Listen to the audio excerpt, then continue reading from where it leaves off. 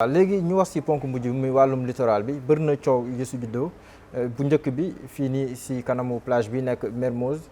Sacré-Cœur am ku fay tabax si lu war a tolloog 2315 hectares wala lu ko jege mu am coow bu si juddu d'abord ki fay tabax wane na titre foncier am na autorisation de construire mais est-ce que yoon may na ko 5-5 bu mu ne suuf soosu moom moo ko moom benn ñaar bu nekkee loolu am na tamit est-ce que yoon may na ko 5-5 mu jëlee mu am autorisation de construire jëlee ko ci mairie Fann Point E ba pare di tabax foofu. alors pour man je pense que ñu ngi aborder donc question yoo xamante ni tey jii nii dafay concerner le devenir de ce pays et même le devenir de la ville de Dakar. Pourquoi? Parce que le littoral est protégé.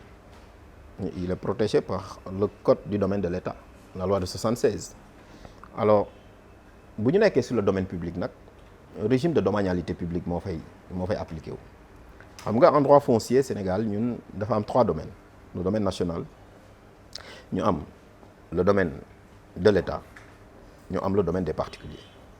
Et en ce qui concerne le domaine de l'État, le code du domaine de l'État, c'est-à-dire que ici l'État a son domaine. Mais l'État son domaine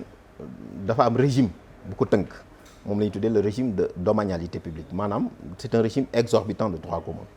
luy loolu maanaam am na yoo xamante ne boo ko fa bëggee jël mënut a nekk am na loo xamante ni c'est dans les lois civiles et commerciales mënoo ko jël foofu. lu tax mënoo ko jël foofu parce que en réalité le domaine de l'État il est composé du domaine public et du domaine privé. Maintenant le domaine public règle yi ko tënk benn règle moom moo leen ni englobé muy l'indisponibilité du domaine. su ñuy wax nag l'indisponibilité du domaine public mooy maanaam le domaine public il est imprescriptible, il est inaliénable. maanaam il ne peut pas faire donc l'objet donc d'activités commerciales sauf, n'est-ce pas, des simples activités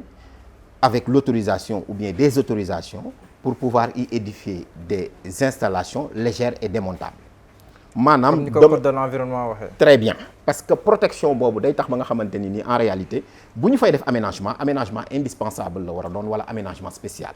moo tax nga gis ci nit ñi fi ñuy entraîner nit ñi fi ñuy féexloo et cetera mais kenn waru fa ñëw di fa tabax boo fa demee bay tabax il faudrait que l'État non seulement mu am un acte de déclassement maanaam fi nga xam ni domaine public la ne ñu jëlee ko fa yóbbu ko domaine privé te bu ñu ko yóbbee domaine privé loolu noonu procédure bu complexe la moo tax ma ne littoral bi ni ñu koy gérer les services des domaines ak les autres services ñoom am nañ ci responsabilité pourquoi parce que bu ñu xoolee tey ñi nga xamante ni tey ñi ngi koy utiliser di ci édifier ay constructions yoo xamante ni c'est des constructions illégales parce que en réalité am na titre yoo xam ne mënoo ko ci am na édification yoo xam ne mënoo ko ci def ñëpp di seetaan léegi en réalité dañu naan kan moo responsable mais ñi responsable mooy les autorités qui sont chargées d'administrer les terres de ce domaine ñooñu tant que tey jii nii interpellé wuñu leen mais du ñu mën a am la vérité et puis du ñu leen mën a mettre devant leur responsabilité. mais am na foo xam ne sax njiitu réew mi lay laal parce que lu mel ni terrain bu nga ko waree déclassé dina laaj sax signature président Macky Sall. mais effectivement il faut moom intervenir. il faut un décret présidentiel. il faut que le président de la République intervienne ou bien il faut que l'Assemblée nationale intervienne. mu lay wan ni la tey jii donc loolu tey su amee tey le littoral s'il est agressé c'est parce que tout simplement en réalité autorités yi ñoom jël nañ ay actes yoo xamante ni ce n'est pas conforme à la légalité. léegi bi am kii plage Mermoz bi Fann Point E amitié wax ne si moom la bokk mairie Mermoz Sacré-Cœur wax ne si moom la bokk fu mu bokk. non attends boo demee ci code général des collectivités territoriales dañu lay wax ñetti yëf. ne la lii la am un nom un territoire et une population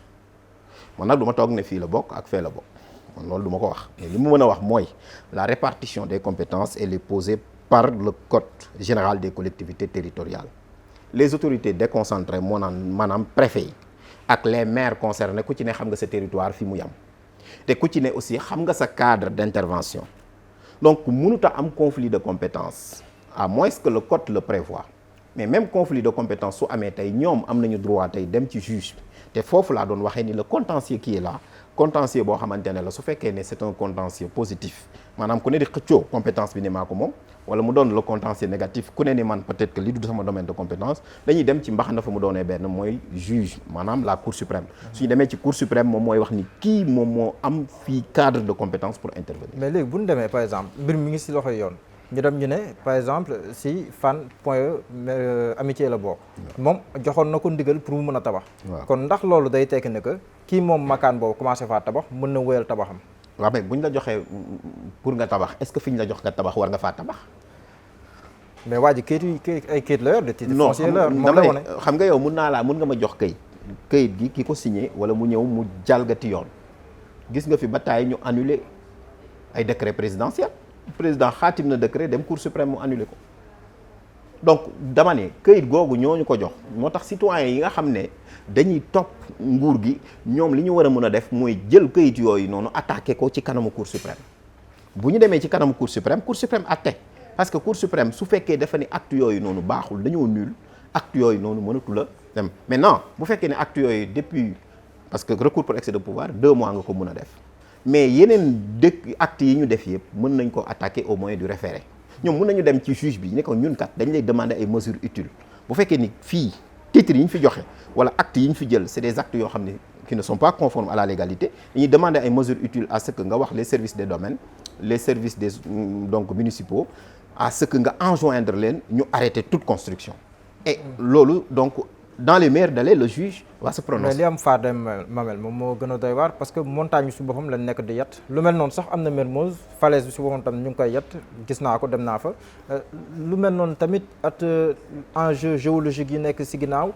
ñu koy seetaan ba mu agsi fii ñooñu di am ndigal pour tabax ndax loolu tamit du firndeel ñun rapport bi ñu am à l'environnement suñu rapport à l'environnement suñu rapport même au bien public. mais moom laa la wax tey jii normalement lii su ko citoyens yi gisee dañu waroon dem engager la responsabilité de l'État